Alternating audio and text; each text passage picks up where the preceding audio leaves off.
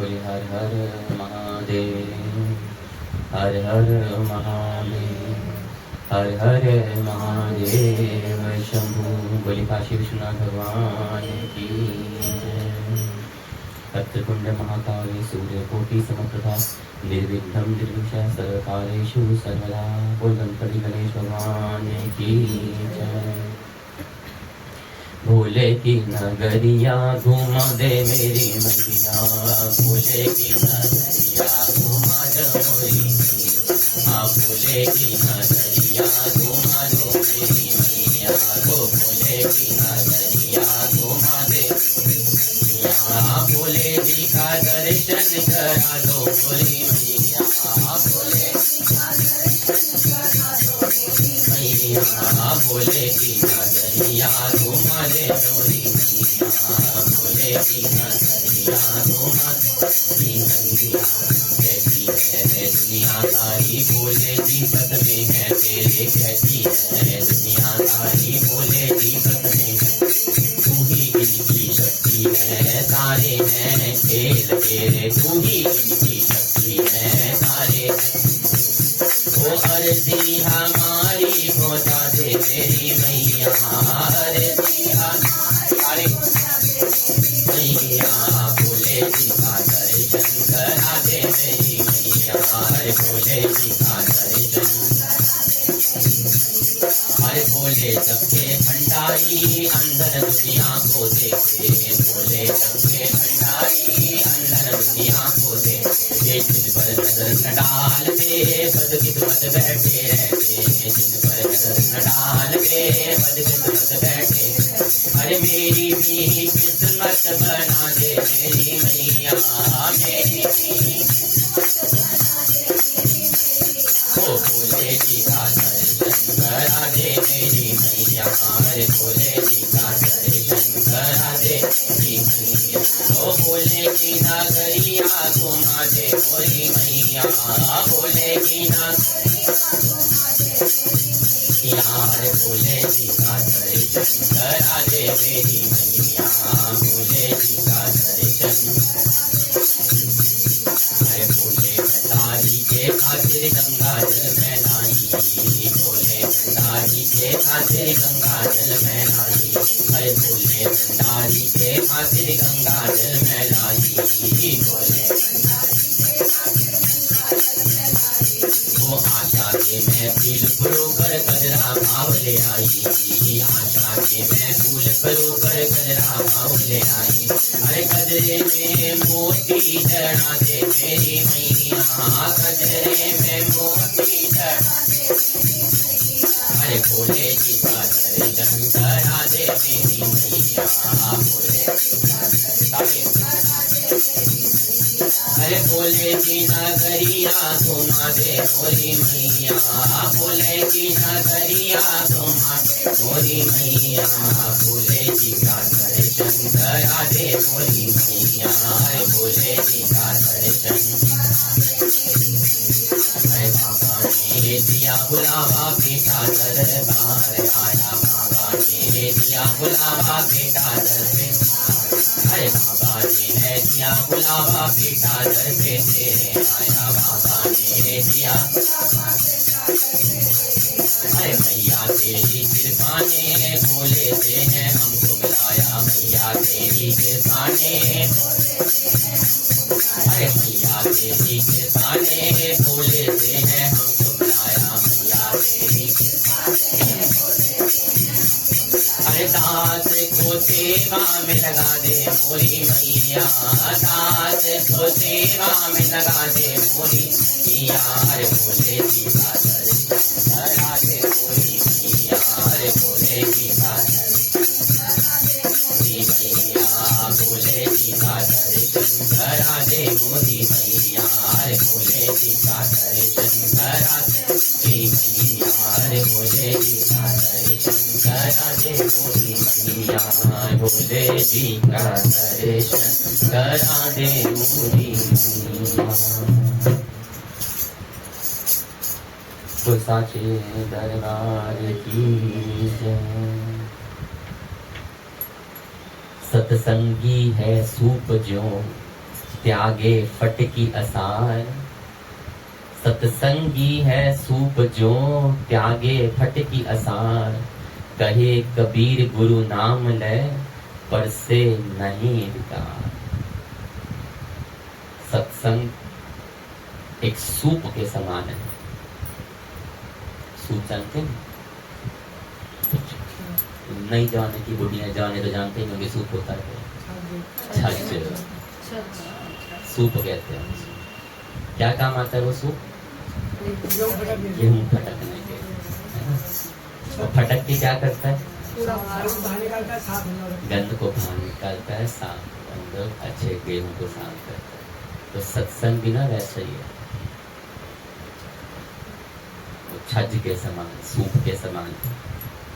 कह रहे सत्संग एक सूप के समान होता है, वह फटक फटक कर असार का त्याग कर देता है। जो हानि का दोस्त असार कहते हैं ना, छिलके से।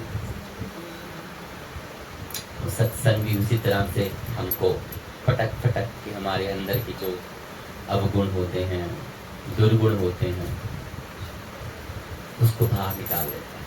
अब फटकने वाला भी तो जो है पता नहीं होते सर पर। तब भी गुरु से ज्ञान लेना चाहिए। क्यों? क्योंकि जो गुरु ज्ञान है वो उसी सूप के समान होता है, जिससे हमारी बुराइयां, हमारे अवगुण, हमारे दुर्गुण बाहर निकल जाते हैं।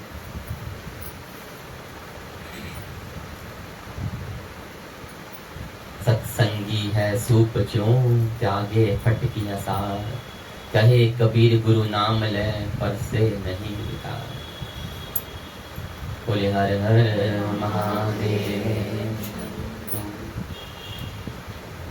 सावन महात्मा पुराण की कथा और महात्मा को आगे बढ़ाते हुए कल की कथा में हमने भगवान भोलेनाथ सनत कुमार जी को अमावस्या तिथि के ऊपर होने वाले पिथौरा नाम के व्रत के बारे में बता रहे हैं। भोलेनाथ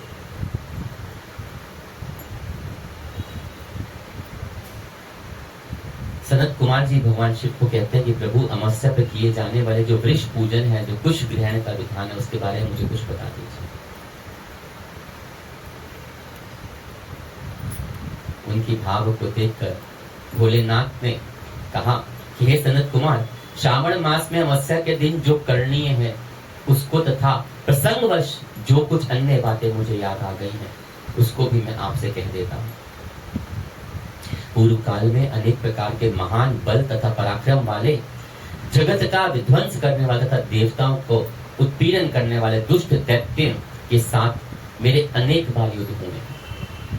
मैंने शुंभ, शुभ, वृषभ तथा नंदी पर आरूढ़ होकर संग्राम किए, किंतु महाशक्तिशाली तथा महापराक्रमी उस वृषभ ने मुझे नहीं छोड़ा।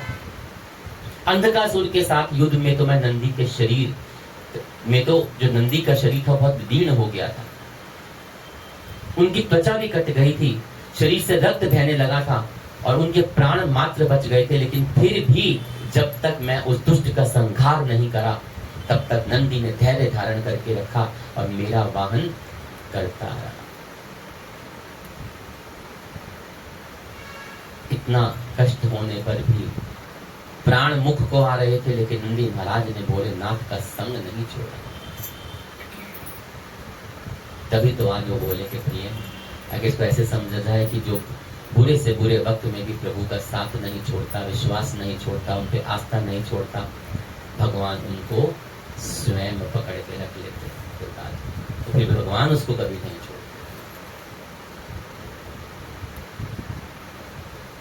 उसकी इस दशा को मैंने जान लिया था।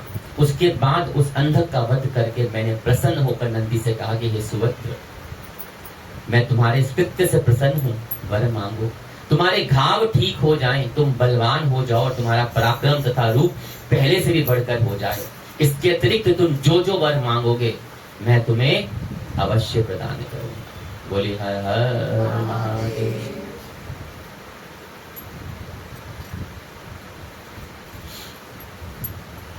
नंदीश्वर भोलेनाथ के अति प्रिय कहते हैं, हे देव देव, हे महादेव, हे महेश्वर, मेरी कोई याचना ही नहीं। आप मुझ पर प्रसन्न हैं तो फिर इससे बढ़ के और वैभव मेरे लिए क्या हो सकता है। तथापि हे भगवान, लोकोपकार के लिए मैं मांग रहा हूं। आपने कहा मुझे खुद नहीं चाहिए कि आप प्रसन्न, बल्कि लोक उपकार के लिए, इस जगत कल्याण के लिए। हे शिव, आज श्रावण मास की अमावस्या तिथि है। यदि आप मुझ पर प्रसन्न हैं तो इस तिथि में गायों सहित उत्तम मिट्टी से निर्मित वृषभों की पूजा करनी चाहिए। गायों के सहित उत्तम मिट्टी से निर्मित वृषभों की पूजा करनी चाहिए। आज अमावस्या के दिन जन्म लेना कामधेनु तुल्य होता है। अतः इस तिथि में वर प्रदान करें कि जो यह अमावस्या वांछित फल प्रदान करने वाली। कौन सी? श्रावण मास की अमावस्या। आज के दिन भक्ति पूर्वक प्रत्यक्ष वृषभों तथा गायों की पूजा करनी चाहिए। गेरू आदि धातुओं से प्रतन पूर्वक उन्हें भूषित करना चाहिए। उनके सींगों पर सोना चांदी आदि के पत्र मणि और रेशम के बड़े बड़े गुच्छों को भी सींगों पर बांधे। अनेक प्रकार के वर्णों से सुचित्रित सुंदर वस्त्र से उनकी पीठ को ढक दें तथा गले में मनोहर शब्द करने वाला घंटा बांधना चाहिए। सूर्य उदय से लगभग 4 घड़ी बीतने पर गायों को ग्राम से बाहर ले जाकर पुनः साय बेला में ग्राम के अंदर प्रवेश करवाना चाहिए। बोलिए हर हर महादेव। आहार के रूप में सरसों, तिल की खल्ली आदि अनेक प्रकार के अन्न इस दिन अर्पित करने चाहिए। जो इस दिन ऐसा करता है उसका गौ धन सदा बढ़ता रहता है। जिस घर में गाय ना हो वह शमशान के समान हो जाता है। पंचामृत तथा पंचगव्य दूध के बिना नहीं बनते। गोबर के लेप के किए बिना घर पवित्र नहीं होता। हे सुरोत्तम, जहाँ गोमूत्र से छिड़काव नहीं होता वहाँ चींटी आदि जंतुओं का उपद्रव सदैव विद्यमान बना रहता है। हे महादेव, दूध के बिना भोजन का रस ही क्या है। हे प्रभु, यदि आप मेरे पर प्रसन्न है तो इन वरों को तथा अन्य वरों को भी मुझे प्रदान कीजिए। हे सनत कुमार, नंदी के वचन सुनकर मैं बहुत प्रसन्न हुआ और मैंने कहा कि हे वृषभ श्रेष्ठ, जो तुमने मांगा है वह सब पूर्ण होगा। हे नंदिन, इस दिन का जो अन्य नाम है उसे भी सुनो। जो वृषभ किसी के द्वारा कहीं भी किसी कार्य में प्रयुक्त नहीं किया जाता तथा तृण खाता हुआ तथा जल पीता हुआ, जो शांति पूरा विचरण करता है तथा महान वीर व बलशाली होता है, उसे पोल कहा जाता है। अतः हे नंदिन, उसी के नाम से यह दिन पोला नाम वाला होगा और उसी इस दिन अपने इष्ट बंधुओं के साथ महान उत्सव करना चाहिए। बोलिए हर हर महादेव।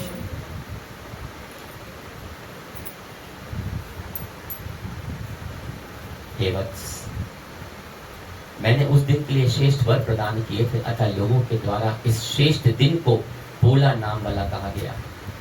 इस दिन सभी कामनाओं को पूर्ण करने वाला वृषभों का महान उत्सव करना चाहिए। इसके साथ ही अब मैं इस तिथि में किए जाने वाले कुश ग्रहण का वर्णन करूंगा। ध्यान पूर्वक सुनना। श्रावण मास की अमावस्या के दिन पवित्र होकर कुशा को उखाड़ लाएं। वे कुशा सदा ताजे होते हैं, उन्हें बार बार प्रयोग में लाना चाहिए।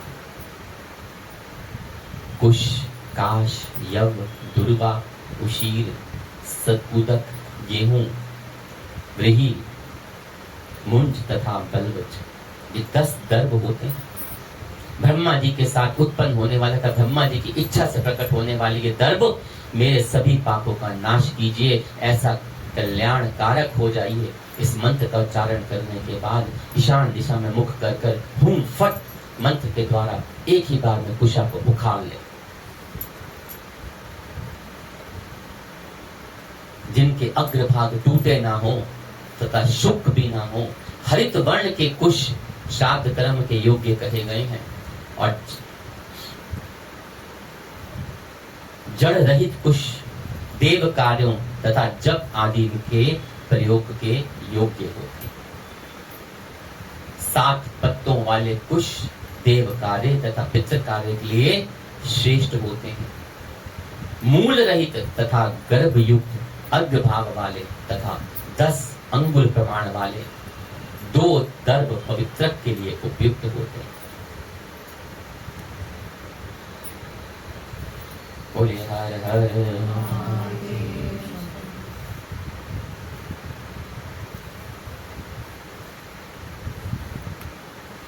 रे मन मुसाफिर निकलना पड़ेगा, रे मन मुसाफिर निकलना पड़ेगा, काया कुटिया खाली करना पड़ेगा, काया कुटिया रे मन मुसाफिर निकलना पड़ेगा, रे मन मुसाफिर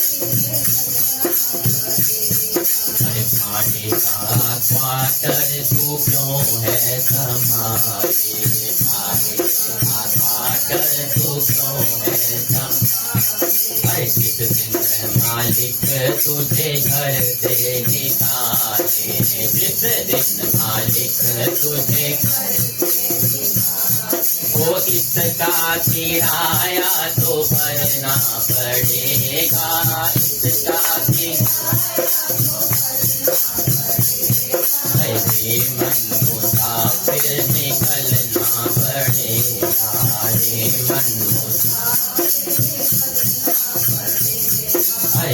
मन मुसाफिर निकलना पड़ेगा,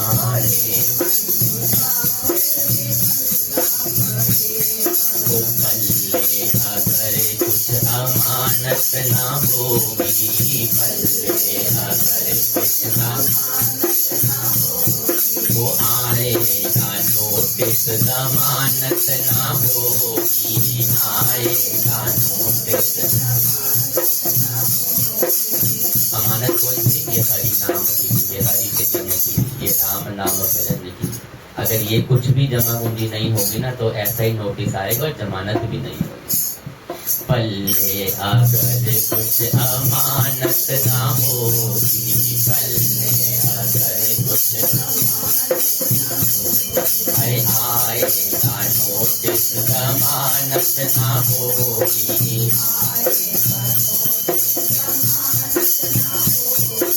हो करके कैद तुझे चलना पड़ेगा, हो करके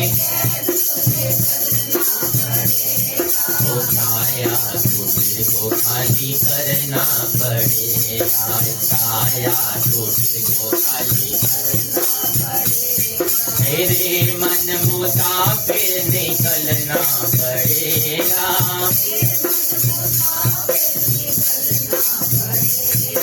माया तुझे को खाली करना पड़ेगा,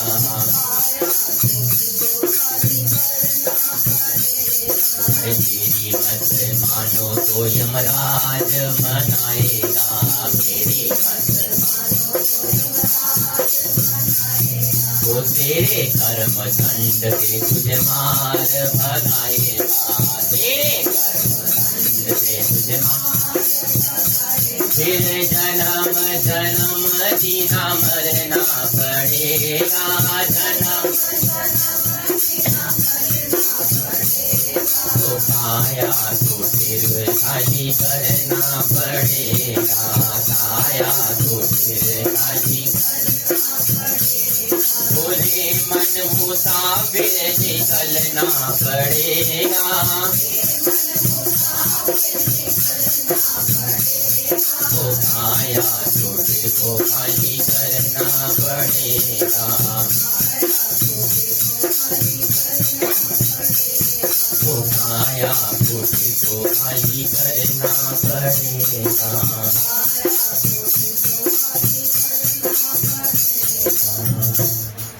जब लग आश शरीर की मृतक हुआ ना जाए, काया माया मन तजे चौड़े रहा बजाए।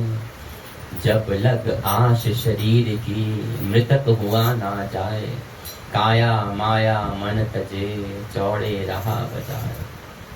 क्या जब तक इस शरीर की आशा है, इस शरीर में आसक्ति है, इस मिट्टी के पुतले से प्रेम है, तब तक कोई मन को मिटा नहीं सकता, अपनी वासनाओं को, अपनी आशाओं को मिटा नहीं सकता।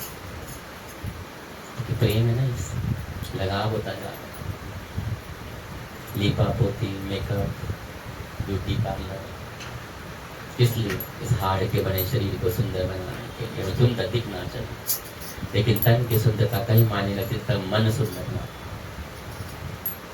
इसलिए शरीर का मोह और मन की वासना को मिटाकर सत्संग रूपी इस मैदान में विराजमान होना चाहिए, ताकि हमारी अंतरात्मा अंदर से सुंदरता आ जाए।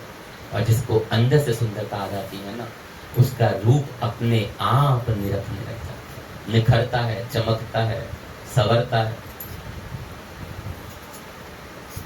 मीराबाई ने आज तक कभी कोई मेकअप नहीं किए थे, लेकिन कितनी सुंदर थी, क्योंकि हरि नाम के सत्संग में अपने आप को रखी जरूर थी। जितना लीपा पोती करते नशे से पहले बुढ़े हो जाते हो सारे,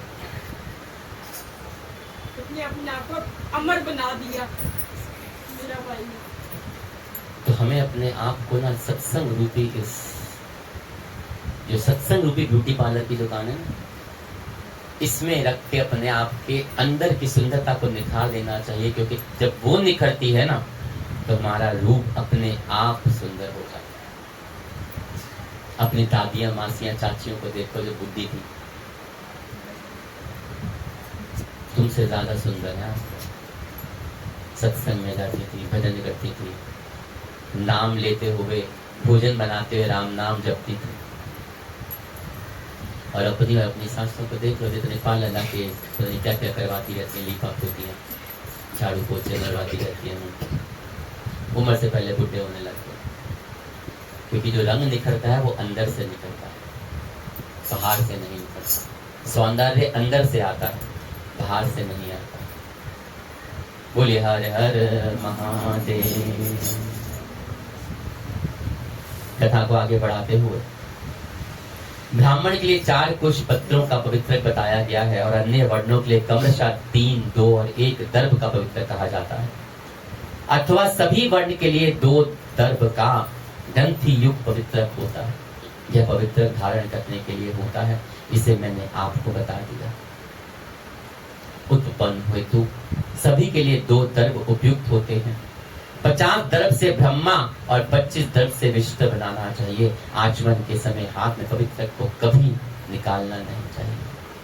विकिर के लिए पिंड देने और अग्रोकरण करने के साथ और पाद्य देने के पश्चात पवित्र का त्याग कर देना चाहिए। और दर्भ के समान पुण्य पद, पवित्र और पाप नाशक कुछ भी नहीं होता। बोलिए हर हर महादेव। देव कर्म, पितृ कर्म, ये सब दर्भ के अधीन आते हैं। इसी प्रकार के दर्भों को श्रवण मास में की अमावस्या तिथि के दिन उखाड़ना चाहिए, और इससे इनकी पवित्रता बनी रहती है। श्रवण मास की अमावस्या का वर्णन क्या किया जाए। हे सनत कुमार, श्रावण मास की अमावस्या के दिन जो कृत्य होता है उसे मैंने आपको वर्णित कर दिया। श्रावण मास में और भी जो करनी है उसे भी मैं आपके साथ कहता हूँ। ध्यान पूर्वक आगे सुनिए। भोलेनाथ जी सनत कुमार पे जगत कल्याण हेतु इतनी कृपा करते जा रहे हैं कि वो ऐसे ऐसे कृत्यों को, ऐसे ऐसे व्रत उपलब्धों को बता रहे हैं जो कि गोपनीय से गोपनीय होते हैं। और ये सब हमें तभी प्राप्त होता है जब गुरु की कृपा हो, प्रभु की कृपा हो, इष्ट की कृपा हो। शब्द विचारी जो चले, गुरुमुख होए निहाल, काम क्रोध व्यापे नहीं, कबू न ग्रासे काल। शब्द विचारी जो चले, गुरुमुख होए निहाल, काम क्रोध व्यापे नहीं, कबू न ग्रासे काल। कहते गुरु मुख से शब्दों का विचार करके जो आचरण करता है, वे विद्यार्थ हमेशा कृतार्थ हो जाता है। जो गुरु मुख से निकले हुए शब्दों पे आचरण करता है, जीवन उस पे चलाता है, उनको मानता है, अमल करता है, उसका जीवन और वो खुद कृतार्थ हो जाते हैं। उसको काम क्रोध लोभ मोह नहीं सताते कभी भी,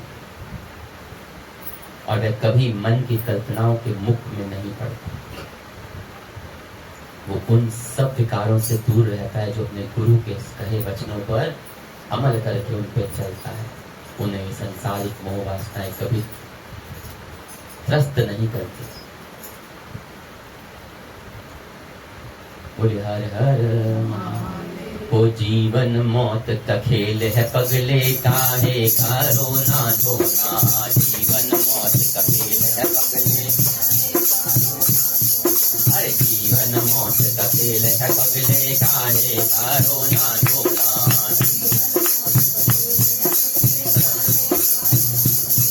वो जितनी राम ने भर दी चाबी उतना चले खिलौना। जितनी राम ने भर दी हर जीवन मौत का खेल है पगले काहे कारो ना धोना। जीवन और मुनि और योगी ज्ञानी और क्या है पीर पैगंबर। ऋषि मुनि योगी और क्या है पीर पैगंबर। खाली हाथ यहाँ से लौटे तारा और सिकंदर। खाली हाथ यहाँ से वो साथ किसी के नहीं गया है कभी ये सोनी सोना। साथ किसी के नहीं गया है नहीं ये चांदी सोना। और जितनी राम ने भर दी चाबी उतना चले खिलौना।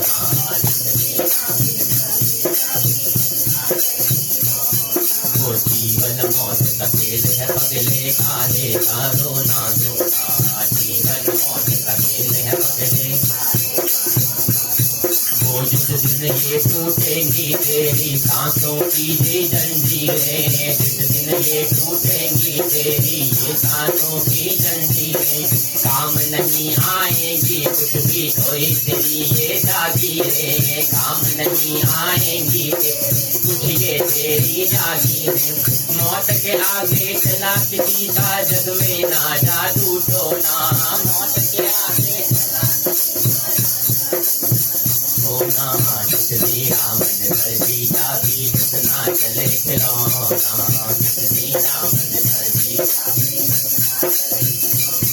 वो जीवन मौत का खेल है पगले काहे कारो ना धोना। जीवन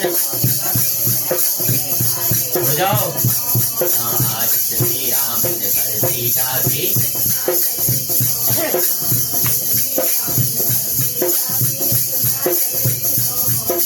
वो दीपक है महल मैदान और तेरी इज्जत पल दो पल। वो दीपक है महल मैदान तेरी इज्जत पल दो पल। तेरी किस्मत पल दो पल। तेरी शौहरत पल दो पल। तेरी अरे तेरी शौहरत पल दो पल। तेरी शौहरत पल दो पल। तेरी किस्मत वो आज जो तूने पाया जग में कल पड़ेगा खोना। आज जो तूने खोना। जितनी राम ने भर दी चाबी उतना चले खिलौना।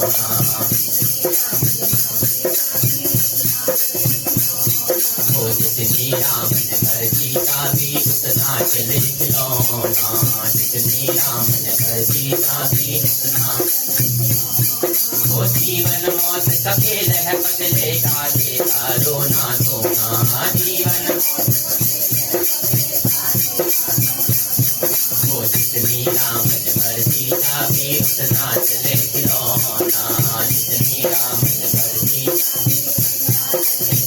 होना। जितनी राम ने भर दी चाबी उतना चले खिलौना। राम ने भर दी चाबी उतना चले खिलौना। हम लोग ना बहुत भाग्यशाली हैं जो सत्संग रूपी इस अमृत को अपने प्रभु ने हमें श्रवण करने का मौका दिया इस सावन मास के। पर इसमें सौभाग्यशाली होने का दुर्भाग्य उनका हो जाएगा जो इसको सुनकर इस पे अमल नहीं करेगा। वही बात है ना कि गुरु मुख शब्दों को विचार का जो आचरण करता है वही कृतार्थ हो जाता है। सुनना ही कहते नहीं होता, उसको सुनकर उस पर चलना होता है ना। वो जरूरी होता है। सुन तो यहाँ के शर्ट्स, अगर हम उस सत्संग को सुनकर अपने जीवन में उतार नहीं पाए तो सत्संग को करना भी व्यर्थ हो गया और उसको सुनना भी व्यर्थ हो गया।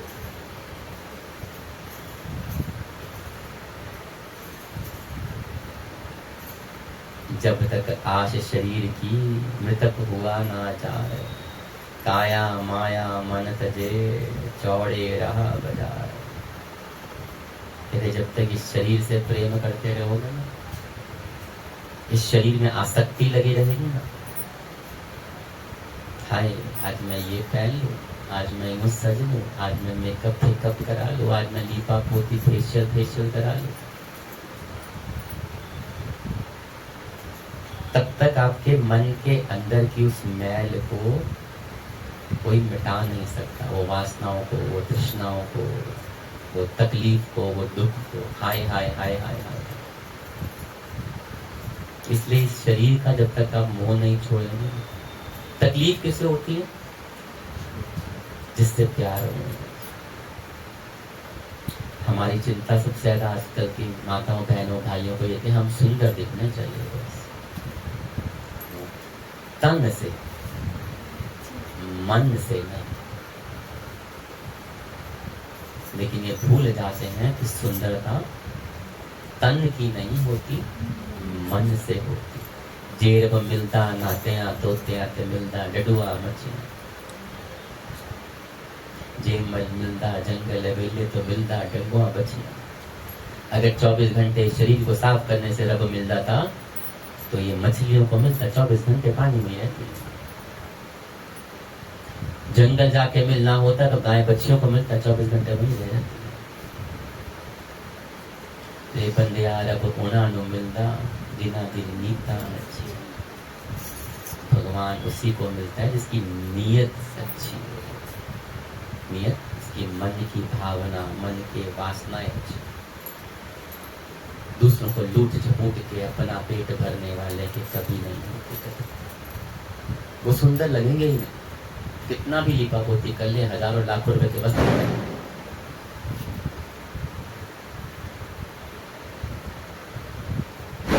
लेकिन ये ध्यान रखना कि उनके चेहरे पे उनके कर्म झलकते हैं। और कई लोग कितने सादे होते हैं। संत पुरुष महात्मा गुरुओं को देखो वे लिपा पोती करते हैं, एक ही रंग के कपड़े पहनते हैं, ना कंघी करते हैं, ना मेको करते हैं। लग गया नहीं लगा नहीं लगा। कोई दूसरा रंग पहन के देखा होगा मैंने, लेकिन कितना नूर चमकता है उनके नाम। क्यों? ते बंदिया रब उन्हां नूं मिलदा जिन्हां दी नीयतां चंगी। सत्संग, उन्होंने लोग कहते हैं ना कि अरे ये महापुरुष है, आप लोग तो गुरु हो, आप में हमें बहुत फर्क है, हम आप जैसे कैसे हो जाएं। बट डायलॉग मारते बैठे बैठे लोग, लेकिन फर्क इतना ही है सिर्फ कि जो संत पुरुष बन के बैठे हुए हैं, ये आज जो आसन पे विराजमान है, हम लोगों ने अपने गुरु के वचनों को सुना ही नहीं, खाया, उन पे अमल किया। जो उन्होंने कह दिया वो जीवन में धारण कर लिया। उन्होंने कह दिया नहीं करना तो नहीं करना, करना है तो करना, ऐसे करना है तो ऐसे ही।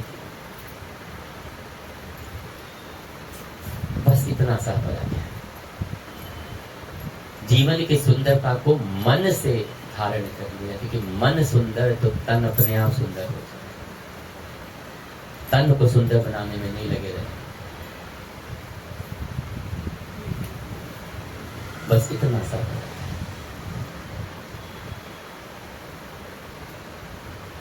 हम सत्संग में आते जरूर हैं, लेकिन सत्संग को धारण कितना करते हैं। इस कथा को हम अब तो कुछ दिनों पे रह गई है, देखा जाए तो 4 या 5 दिन की कथा का, उस पूरे महीने में आप लोगों ने इतना प्रारब्ध किया, आपके इतने सत्य कर्म जागृत हुए कि इस कथा महात्मा को सुना। लेकिन अंतिम चरण में चलते हुए एक ही बात है कि इसको कितने लोगों ने शुरू किया, कितने रह गए कि पूरा सुन पाए। कुछ आए, कुछ चले गए, कुछ अपने घर के आडम्बरों में ही लगे, क्योंकि 24 घंटे में से 1 घंटा बेचारों को मिल निकलना मुश्किल हो गया प्रभु के नाम। लेकिन आप लोगों ने जो पूरा किया, वो की बात है कि इसे सुन के इसे धारण करिए। देखिए पूरी कथा में शायद पूरे उसमें वारों का, तिथियों का, दिनों का, उत्सवों का नियम व्रत बताया गया, अध्यापन बताया गया। संक्षेप में इतनी समझ लीजिए कि उसको कि प्रभु नाम भजन सबसे बड़ा व्रत है, प्रभु नाम सिमरन सबसे बड़ा अनुष्ठान है, और उसको धारण करना, उस पर चलना वैसा बड़ा उत्तम माना जाता है। ये 4 महीने जब आते हैं ना चातुर्मास के, तो हम हमारे सारे तीज त्योहार व्रत खुल जाते हैं। क्यों? हमारे शरीर को शुद्धि की जरूरत होती है। मौसम बदल रहा है ना, भगवान ने देखो हमें किस हिसाब से बना रखा है कि मौसम बदल रहा है, शरीर में बदलाव आएगा, बीमार पड़ जाएंगे, कीटाणु आएंगे, वर्षा ऋतु आएगी, वायरस फैल जाएगा। तो भगवान ने उतने व्रत दे दिए हमको, तीज, रक्षाबंधन, ये वो फलाना। क्यों? ताकि हमें अंदर से उतनी जागृति हो जाए, उतनी आध्यात्मिक जागृति मिल जाए, हम उतने ही इस जीवन को जीने में महात्मा बन सके। चमक ले सज ले जिनाने सजना, तो ध्यान रखना माटी का भांडा है, ते माटी छी भजना। चमक ले सज ले जिनाने सजना, मिट्टी दा भांडा तेरा मिट्टी च मिलना। कोई नहीं सकता। बड़े देखे अच्छे अच्छे मंदिर में आते थे, स्थान पे आते थे, बड़े सोना चांदी जिंदगी इकट्ठे करते रहे, हाय मेरा ये, हाय मेरा वो। मरते वक्त ना छल्ला भी ना था, तन पे कपड़ा भी ना लेके, कई तो ऐसे जो कफन से निकल के खोल भी ना पाए, शक्ल भी ना देख पाए, जाओ ऐसे के गठरियों की गठरियां बन के चली गई। कोरोना के अंदर भी कितने लोगों ने देख लिया, कईयों को नसीब नहीं हुआ। तब लोग बोलते थे हाय हाय कुछ काम नहीं आता। लोग लाखों करोड़ों खर्च रहे थे 2 सांसों प्राप्त करने के लिए, सब भजन सत्संग में लग गए, यही काम का है, बस भगवान बचा ले। लेकिन वक्त बीतते जाए, लोग उसी रंग में दोबारा बड़े सोने चांदी के बड़े झुमके इकट्ठे, हार इकट्ठे करते जा रहे, लेकिन एक सांस नहीं खरीद पाए।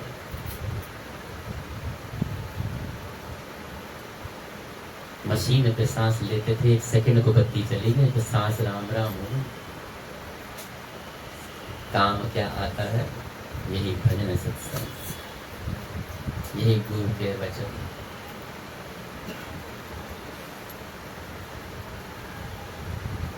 सोने तेरे महल ते सोने तेरे बंगले, छड़ के इत्थे ही जाएगा ए पलंग ते ए रंगले।